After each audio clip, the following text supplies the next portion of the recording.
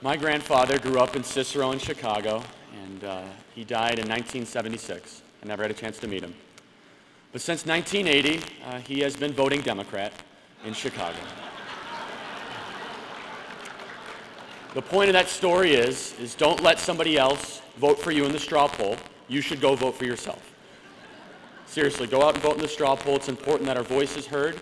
The results of the straw poll always make national headlines. If you haven't voted, make sure you go out. It's easy. It takes no more than 7 to 10 minutes.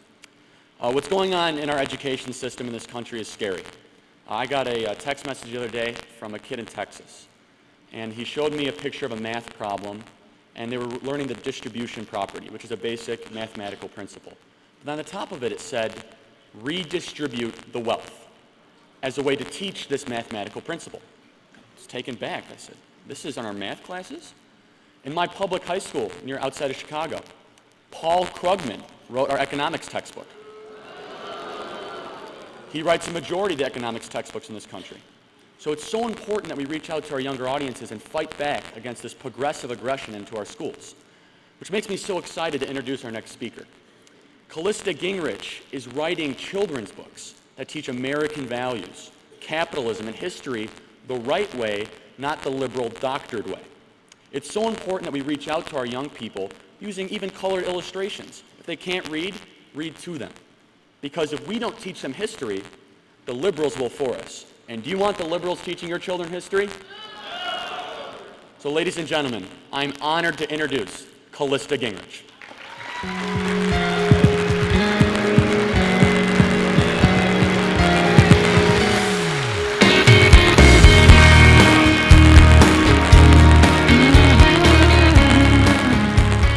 Thank you, Charlie, and thank you for that warm welcome.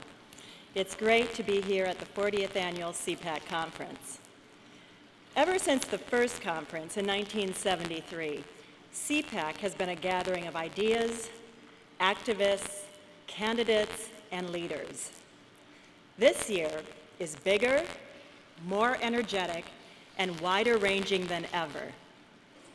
The fact that there are 23 names in the presidential straw poll tells us how dynamic and wide open the current situation is. 1 year ago, many of us thought that President Obama would lose, that the Republicans would win the Senate, and conservatives would be in the middle of big changes for America. For most of us, election night was a very sobering experience. Now we are in the middle of a great discussion about the future of conservatism, the future of the Republican Party, and most importantly, the future of America. Newt and I and the entire team at Gingrich Productions are dedicated to fighting for the ideas that have made America great. We are delighted to have 3 of our documentary films produced in partnership with Citizens United here this weekend. In fact, Newt and I will be introducing America at Risk later this afternoon. We are very proud of our association with our producer, David Bossie, and our writer and director, Kevin Knobloch. Since the campaign, Newt and I have been involved in several projects that celebrate the greatness of America. We are currently working on a new documentary entitled God Loves You, the life of Billy Graham, focusing on the life and legacy of one of the most influential religious leaders in our nation's history.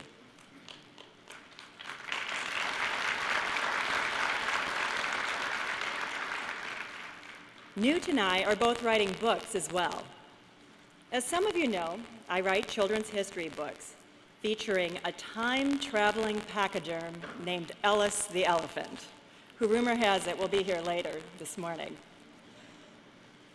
I'd like to thank all of you who have helped me share our American history through these books. It's gratifying to see so many families enjoy them. Ellis will be back in October as he discovers the American Revolution in Yankee Doodle Dandy. Newt is also working on a new book about the pioneers of the future who improve our lives and the prisoners of the past who seem to dominate Washington. He is also developing online courses at Newt University for every American who wants a freer, safer, and more prosperous future. Please join me in welcoming former Speaker of the House and my husband, Newt Gingrich.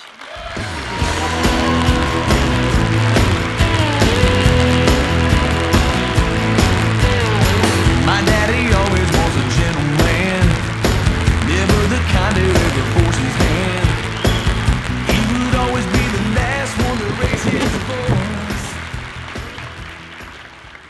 Thank you, all of you. You've come out already on a Saturday morning after a very big and important banquet last night. And thank you, Callista, for introducing me. And I want to thank Dave Bossie, who's been a good friend, and with whose help we're here showing several films. Hasn't this been a remarkable CPAC so far? I think the biggest ever. I want to congratulate Al Cardenas and the team at CPAC who put this together. And you just heard from an example of why I'm optimistic about the future. Scott Walker is a great governor, introducing great ideas. All across America, governors are doing the innovative, new, solution-oriented things which Barack Obama is opposing in Washington, D.C., and the contrast couldn't be more vivid. But I came this morning because I need your help. I think the country needs your help. The Republican Party and the conservative movement need your help. We're in a 50-year struggle for the conservative movement in the Republican Party. Let me be clear. The Republican establishment is just plain wrong about how it approaches politics. The Republican consulting class is just plain wrong about how it approaches politics. People who've been here, people like Pat Caddell, Dave Bossie, Craig Shirley, the work that Alex Castellanos is doing on the concept of the new republic, all of these are beginning to raise the right kind of questions. Monday, the Republican National Committee will produce a report on the initial changes, and I commend Chairman Reince Priebus for starting that process.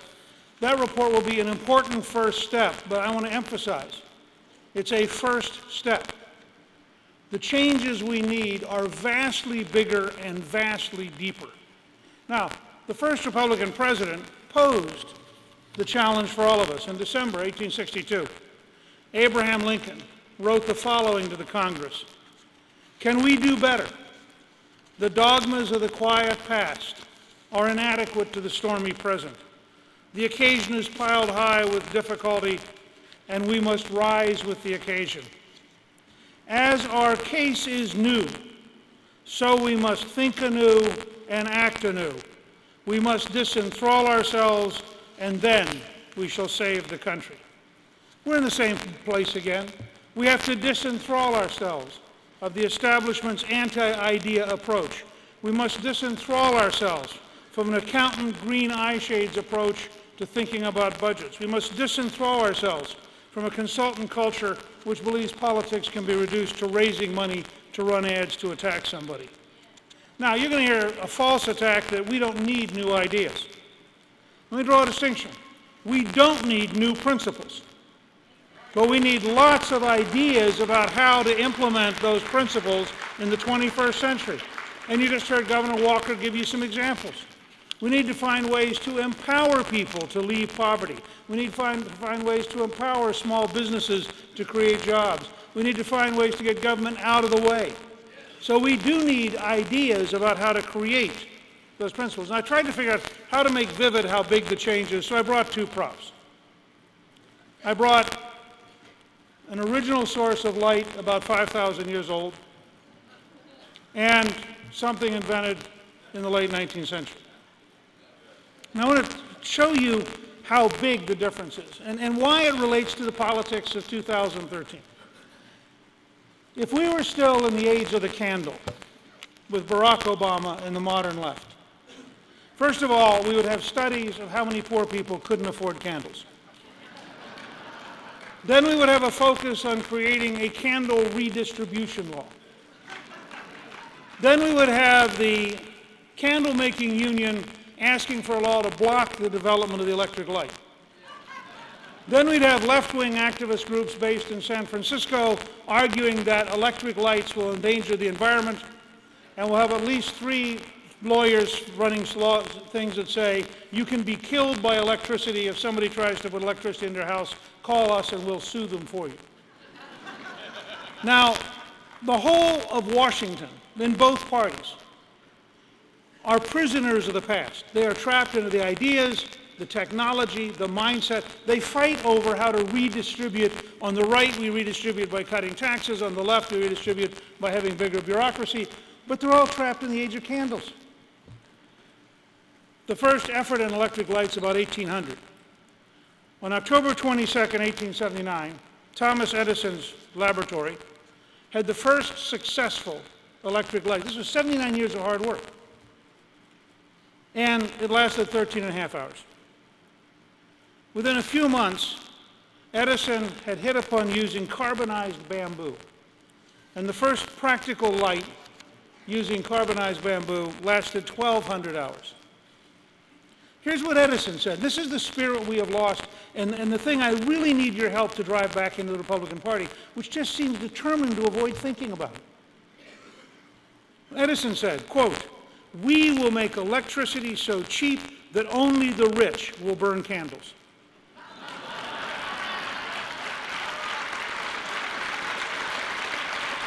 You know, I want to tell all of you, I've been trying for 2.5 years to get the House Republicans to understand they control every committee and every subcommittee in the House. They could be having a hearing every week on the future in every single committee and subcommittee. They could be contrasting the various and sundry bureaucratic candles that are trapped in a world of limited light with all the breakthroughs in new science and technology. And it is virtually impossible to get people in Washington, D.C.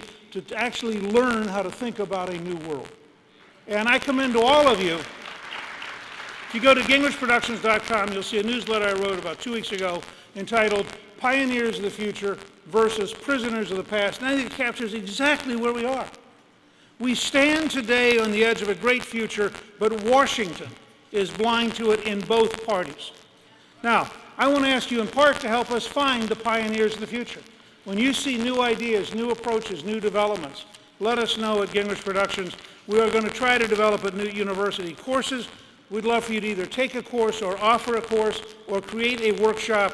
We think that there's a whole project of lessons to be learned that starts with what Reince Priebus is doing and is deeper and longer and broader and includes public policy as well as techniques and technology. But we need your help. This is literally a 50-year struggle.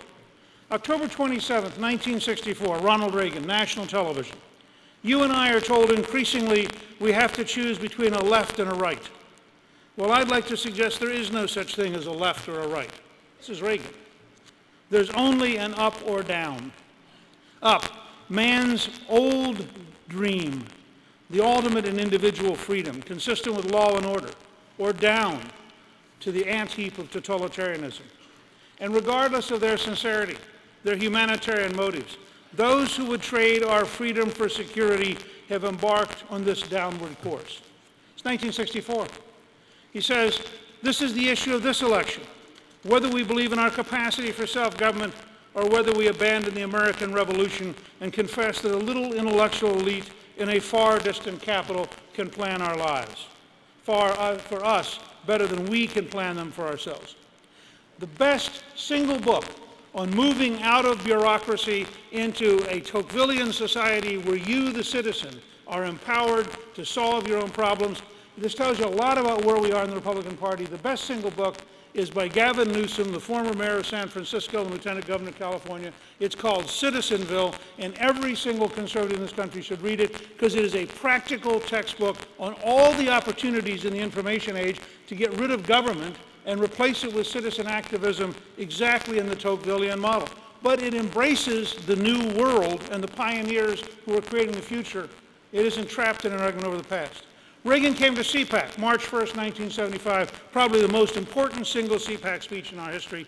He said, quote, "Our people look for a course to believe in, a new and revitalized party raising a banner of no pale pastels, but bold colors which make it unmistakably clear where we stand."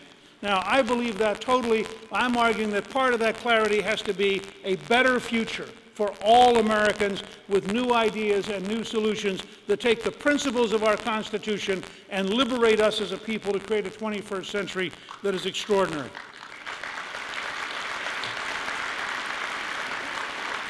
I would encourage every Republican and every conservative to read 2 essays by Irving Kristol in 1976 in the Wall Street Journal. In January 1976, Irving Kristol wrote, "The Stupid Party." I'm not sure that Bobby Jindal was quoting him, but it is sobering. I ran for Congress the second time in 1976. I lost twice and finally won in 78. Let me tell you, it is sobering to me to be standing here as a senior member of this party telling you from 1976 to 2013, we have the dominant wing of this party which has learned nothing and is as mired in the past and mired in stupidity as it was in 1976.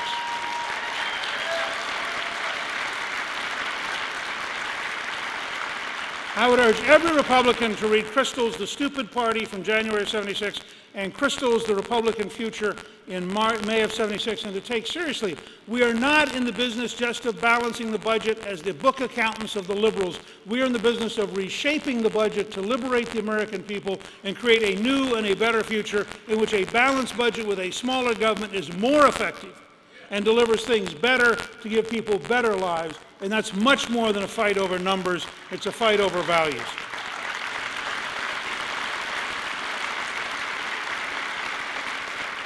Governor Bobby Jindal said in January to the Republican National Committee, quote, "We must stop being the stupid party. We have to stop dumbing down our ideas and stop reducing everything to mindless slogans and taglines for 30-second ads. We must be willing to provide details in describing our views." And I commend the governors because they're living it out every day.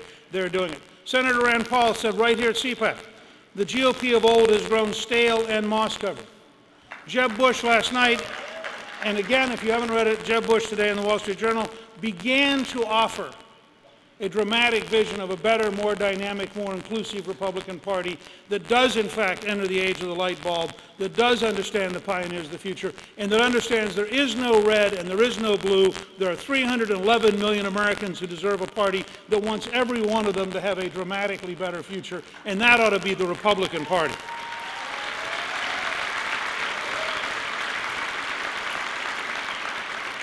We are not the anti-Obama movement.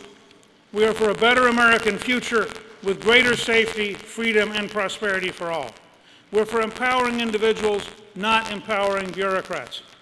I think there are dozens, and you can see in the essay I wrote in the newsletter 2 weeks ago on pioneers of the future versus prisoners of the past, there are dozens of new areas where we're about to break out and we're about to have a dramatically better opportunity, and this city and both parties is literally blind to the great potential of this country.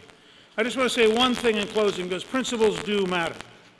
We need your help. We need your help at Newt University. If you want to sign up, we're going to start with a course next week, for example, on driverless cars and all the breakthroughs that are coming in that one area. But we'll have many opportunities over the next few months, both on lessons to learn as Republicans and on what's going on. But I want to close with one point about principle. I do believe that we ought to focus on the right to rise because we want every American to have a better future. But I also believe we should unflinchingly stand for the right to life, because that's the predicate to the right to rise.